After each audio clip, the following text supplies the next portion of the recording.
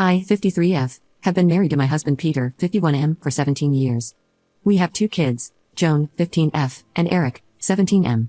Peter and I have been best friends for the majority of our time together, but things changed. About a year ago, Peter got into a bad car accident. He was hit by a drinking driver and was in a coma for a month. It was a really rough time for the family, and the kids and I were pretty much constantly by his side when we weren't at work or school. Thankfully, he pulled through, and he was able to get back to his life after months of recovery and intense physical therapy. Things started to feel like they were going back to normal until he became super religious a few weeks ago. He started to believe that God had saved him, and that he needed to use the second chance he was given to spread the gospel. I'm all for people expressing their religion, but he has latched onto a very conservative type of Christianity, and it is causing a lot of friction between us. Eric is currently in his senior year of high school and is working on the college application process, and Joan has been closely watching this and is very interested. The other day, she came to me crying, saying she had asked her dad what colleges were good for computer science, since she's been very interested in coding for a while now, and her dad said she wouldn't be going to college since her future job was to be a wife and mother, and college would be wasted on her. To say I was furious would be an understatement. I went to him and asked him why he said that. He replied that he was spreading the good word, and he wanted to make sure we didn't lead our children into a sinful alternative lifestyle. I asked him if he expected me to quit my job, since I work from home as an accountant, and focus on being a wife and mother too, and he said that he had wanted to talk to me about this for a while. He said that he wanted me to quit my job since it is not suitable for a woman. This absolutely blindsided me since he had never expressed anything like this before. I told him that I would not be quitting my job, and our daughter would go to college, whether he approved or not. He rolled his eyes and said I'd come around. Everything escalated last night. Joan was going to go to the movies with a couple of friends, and she came down wearing a pair of jeans and a crop top. Typical teenager stuff, nothing she hadn't worn before, but Peter stopped her and told her she had to change. She asked why, and he said he wasn't going to let her leave the house looking like an S-word. I was shocked. He'd never used language like that before. I told her to leave just as she was, and she left. Peter asked if I even cared about our daughter's soul, and I told him it's her body, she could dress herself how she wanted. He said her body is the property of God, not her, and that I needed to respect his religion. I told him I'd never respect a religion that treats women like second-class citizens, and he left the house in a huff. He hasn't come back yet. Am I somehow wrong here? Update 1. First things first, I'm safe, and I'm out of the house with my kids. Many of you expressed concern about their safety and my financial security, and I want to assure you that it is being taken care of. We are safe and with my dad, and my finances were already largely separate. We have a joint account, but that's a small fun money account for movie tickets, dinners out, and stuff like that. I have my own savings that he cannot access. My mom had a slots addiction when I was a kid that nearly ruined our finances, so my dad made me promise I'd have my own savings. Turns out he was really smart to say that. Some people suggested looking for a counselor for Joan, and thankfully, the kids already had a therapist for anxiety after the accident.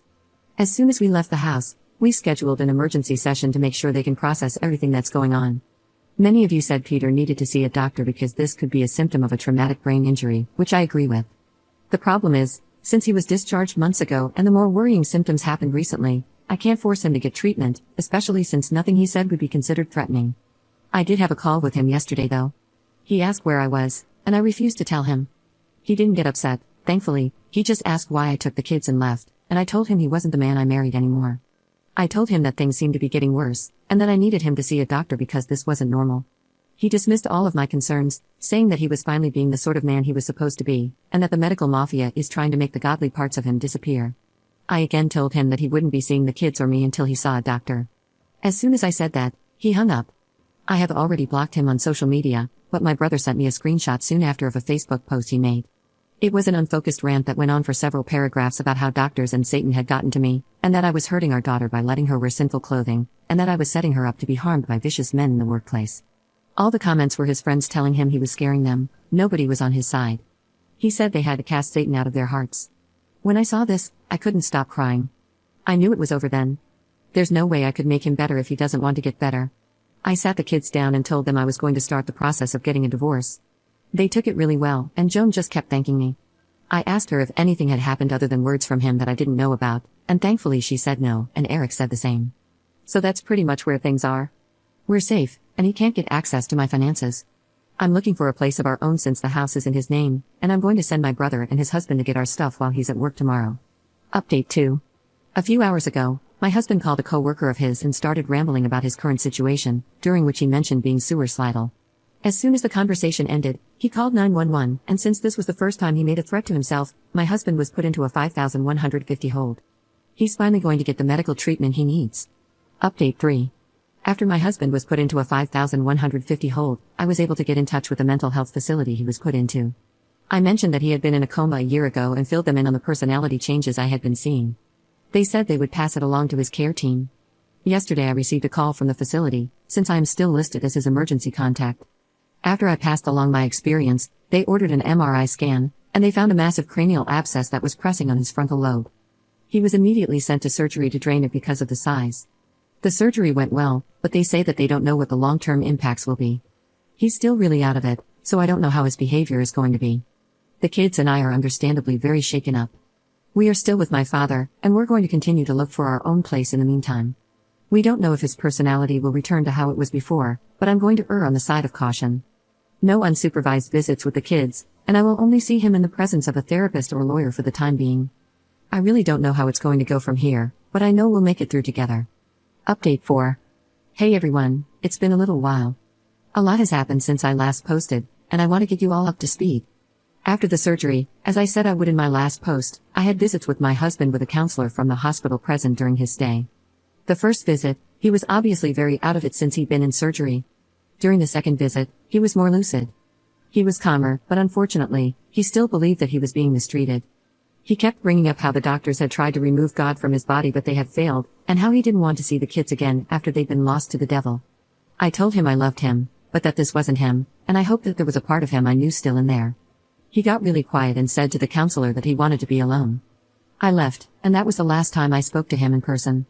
From that point on, he completely stonewalled me. Any attempt to text him would be met with either silence or a Bible verse. I ended up renting an apartment with Joan and Eric, and we awkwardly started adjusting to a new normal. All was going about as well as could be until my husband got in another car accident. My husband got discharged since he was deemed no longer a risk to himself or to others. Doctors told him he wasn't supposed to drive, but he apparently convinced a friend of his to let him borrow his car. He was driving when he suddenly drifted into oncoming traffic and got in a head-on collision with a tractor-trailer. He was deleted on the spot. The police said he likely had a seizure or passed out while driving. I'm not going to lie here, I'm a mess right now. My support system is the only reason I'm able to be a semi-functional adult right now, but everybody has been there for me and the kids, and I'm so grateful. I really don't know how to end this post, but thank you for being there during all of this.